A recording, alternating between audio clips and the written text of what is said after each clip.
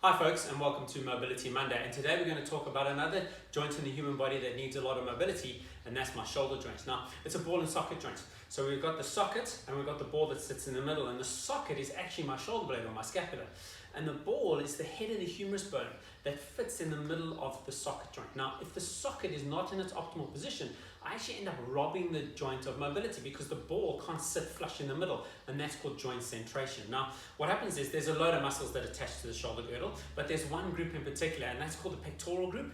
We've got this PEC Major on top, but if I cut away this big fillet steak, underneath there's a little one called PEC Minor, and it sits like this. It attaches to my acromion process and it runs down onto my rib cage.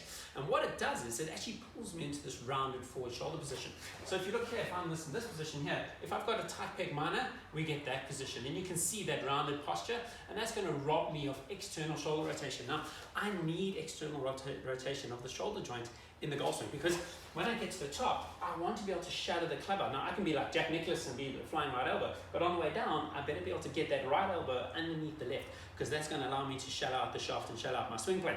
If I can't do that, we tend to see that over the top, because my right elbow can't work underneath because I'm lacking external shoulder rotation. Right, so here is a really cool stretch that you can do to improve that. So grab yourself a Swiss ball. If you don't have a Swiss ball, you can just use the bed.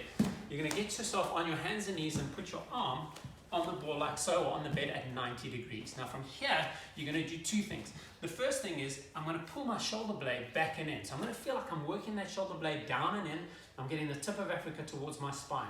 So from here, I'm going to work my shoulder blade down and in, and then I'm going to drop my sternum straight down to the ground. And I want to feel like I drop straight down. I don't want to see listening to the side.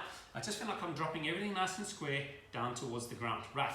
And when you feel it, you're going to feel this lovely stretch in the front of the shoulder girdle here, and it's going to open up and release the PEC Minor muscle and get me more external shoulder rotation. So give that a go. A lot of people are sitting at home a lot nowadays, and we've got a sort of rounded posture sitting in front of a desk or even just on our phones.